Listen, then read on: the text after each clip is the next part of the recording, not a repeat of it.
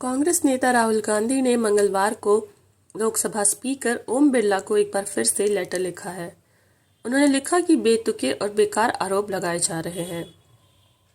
राहुल ने अपील की कि उन्हें ब्रिटेन में दिए गए बयान को लेकर सदन में अपनी बात रखने का मौका दिया जाए, क्योंकि सदन में उन्हें बोलने का अधिकार है। इससे पहले कांग्रेस नेता ने इसी मामले में सोमवार को भी लोकसभा स्पीकर को लेटर लिखा था, संसद में अपनी बात रखने की मांग की थी। ब्रिटेन में भारतीय लोकतंत्र पर टिप्पणी को लेकर भाजपा उनसे लगातार माफी की मांग कर रही है। वहीं राहुल का कहना है कि सरकार के कुछ मंत्रियों ने उन पर भारत के खिलाफ बोलने के आरोप लगाए हैं, जो पूरी तरह से बेसलेस है। लेटर में राहुल ने लोकसभा के नियम 397 का हवाला दिया है। उन्होंने कहा कि नियम 357 सदन में पर्सनल एक्सप्लेनेशन की अनुमति देता है। राहुल के मुताबिक कोई भी सांसद स्पीकर की परमिशन से अपना स्पष्टीकरण दे सकता है, भले ही सदन के सामने कोई सवाल ना हो। उन्होंने कहा कि वो ये परमिशन संसदीय परंपराओं, नेचुरल जस्टिस के संवैधानिक रूप से निहित नियमों और लोकसभा में प्रक्रिया और कार्य संचालन नियमों के नियम के तहत मांग रहे हैं।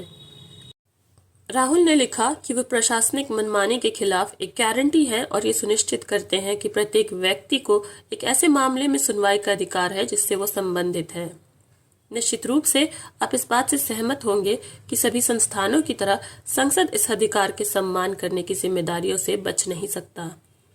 उन्होंने कहा, लोकसभा डिजिटल लाइब्रेरी पर भी कई उदाहरण मौजूद हैं जो बताते हैं कि ये अधिकार संसद के भीतर दिए गए बयानों का जवाब देने तक ही सीमित नहीं है, बल्कि पब्लिक डोमेन में लगाए गए आरोपों तक भी है। इससे पहले राहुल ने प्रेस कॉन्फ्रेंस के दौरान भी कहा था कि वो सदन में बोलना चाहते हैं। भाजपा उनसे लगातार माफी की मांग कर रही है। राहुल पिछले हफ्ते भी पार्लियामेंट की विदेशी मामलों की कंसल्टेटिव कमेटी के सामने कह चुके हैं कि उन्होंने भारत का अपमान नहीं किया है। हाल ही के हुए एक प्रेस कॉन्फ्रेंस में राहुल ने कहा कि मैंने भारत का अपमान कहीं भी नहीं किया है। देश का अपमान नरेंद्र मोदी करते हैं, मैं नहीं। वहीं कांग्रेस अध्यक्ष मल्लिकार्जुन खड़गे ने मंगलवार को एक बार फिर दोहराया कि लंदन के कैम्ब्रिज यूनिवर्सिटी में दिए गए बयान पर राहुल गांधी संसद में माफी नहीं मांगेंगे। उन्होंने कहा कि हम अडानी मामले पर जेपीसी से जांच की मांग बार बार करेंगे जब तक हमें कोई जवाब नहीं मिलता। ये सिर्फ मुद्दे से ध्यान भटकाने के लिए है। हमारे दूतावासों पर हमले हो रहे हैं, लेकिन सरकार इन हमलों की निंदा करने के लिए कुछ भी नहीं कर रही और अब देशभक्ति की बात करते हैं।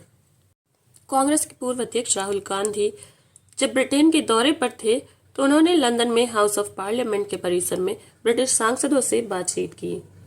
उन्होंने कहा कि भारत संसद में विपक्षी नेताओं के माइक्रोफोन्स बंद कर दिए जाते हैं, वहां विपक्ष का दमन किया जाता है।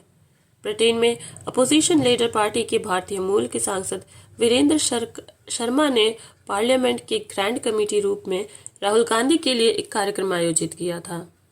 इस कार्यक्रम में राहुल ने अपने भारत जोड़ो यात्रा के अनुभवों को भी शेयर किया। राहुल कार्यक्रम में जिस माइक्रोफोन का इस्तेमाल कर रहे थे वो माइक खराब था। राहुल ने जानबूझकर उसी माइक में बोलना शुरू किया। उन्होंने कहा कि भारत में हमारे माइक खराब नहीं है, वो काम कर रहे हैं, लेकिन आप उन्हें चालू नहीं कर सकते।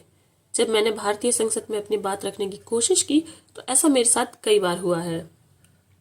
राहुल ने कहा कि भारत में विपक्ष का दमन किया जाता आ रहा है। कार्यक्रम में राहुल ने नोटबंदी का भी जिक्र किया। उन्होंने कहा कि भारत में नोटबंदी एक विनाशकारी फाइनेंशियल डिसीजन था, लेकिन हमें इस पर चर्चा करने की इजाजत अब नहीं है। यहाँ तक कि हमें जीएसटी पर भी चर्चा नहीं करने दी जाती। चीनी सैनिकों ने भारतीय इलाके में प्रवेश करने के मामले में चर्चा करने की भी हमें अनुमति नहीं है। ऐसे में हमें एक घुटन महसूस होती है। समारोह में राहुल ने कहा कि भारत में लोकतंत्र एक वैश्विक सार्वजनिक अच्छाई है। भारत काफी बड़ा है। अगर भारत में लोकतंत्र को कमजोर किया जाता है तो ये पूरी दुनिया को कमजोर करने जैसा है। लंदन के चेथम हाउस में राहुल ने कहा कि भाजपा को लगता है कि वो भारत में हमेशा के लिए सत्ता में बनी रहेगी, लेकिन ऐसा बिल्कुल नहीं है। और ये कहना कि कांग्रेस का अंत हो गया है, ये बिल्कुल बेतुका ख्याल है।